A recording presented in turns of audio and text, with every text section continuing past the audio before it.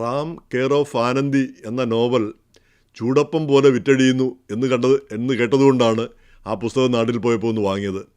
അത് വായിക്കാൻ തുടങ്ങിയപ്പോൾ ആദ്യത്തെ ഏതാനും പേജുകളിലേക്ക് ഒരു വിരസതയാണ് തോന്നിയത്. അതിൽ പുതുമയുള്ളതോ എന്തെങ്കിലും കാര്യമായിട്ടൊന്നും തോന്നിയില്ല. എന്ന് മാത്രമല്ല ഈ പതിവ് ശൈലി ഒക്കെ തുടരുന്നത് പോലെ തോന്നി. പക്ഷേ എന്തായാലും ഒന്ന് വായിച്ചു കളയാമെന്ന് കരുതി കുറച്ചങ്ങോട്ട് മുന്നോട്ട് പോയപ്പോൾ എന്തുകൊണ്ടും അത് പിന്നെ നമ്മളെ പിടിച്ചിരുത്തി വായിപ്പിക്കുന്ന ഒരവസ്ഥ വന്നു. അപ്പോൾ എന്തുകൊണ്ടും അത് വായിച്ചു കഴിഞ്ഞപ്പോൾ പുതിയൊരു അനുഭവവും പുതിയൊരു ഒരു ഒരു കാഴ്ചപ്പാടും നമുക്ക് കിട്ടിയതുപോലെയാണ് തോന്നിയത്. എന്തുകൊണ്ടും നല്ലൊരു നോവൽ, നമ്മുടെ പതിവ് സങ്കല്പങ്ങളെല്ലാം തെറ്റിച്ചുകൊണ്ട് വന്ന നോവലാണ്.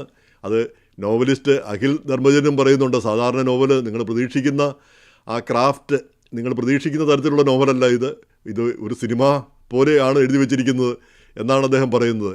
അത് എങ്ങനെ എഴുതി എന്നുള്ളത് നമ്മളെ സംബന്ധിച്ചോളം ബാധകമല്ല, നമ്മളെ സംബന്ധിച്ചോളം പ്രശ്നമല്ല. കാരണം എല്ലാ കാര്യവും നമ്മളിപ്പം മഹാഭാരതത്തിൽ പറയുന്ന പോലെ ഇതിലില്ലാത്തത് വേറൊരിടത്തുമില്ല എന്ന് പറയുന്നത് എത്രയോ സത്യമാണ്. എല്ലാ കഥകളും എല്ലാ കാര്യങ്ങളും ആരെങ്കിലുമൊക്കെ നേരത്തെ പറഞ്ഞിട്ടുണ്ട്.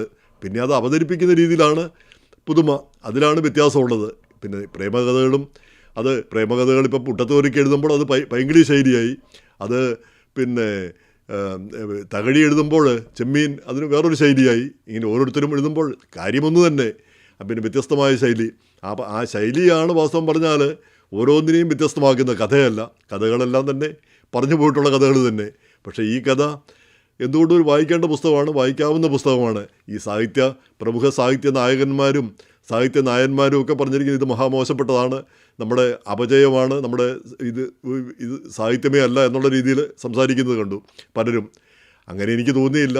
ഈ പറയുന്ന പല സാഹിത്യവും ഈ പല നോവലുകളും ഇപ്പോൾ KR മീരയുടെ ആരാച്ചാർ അടക്കമുള്ളത് അത് ഈ വിവരണങ്ങളാണ്.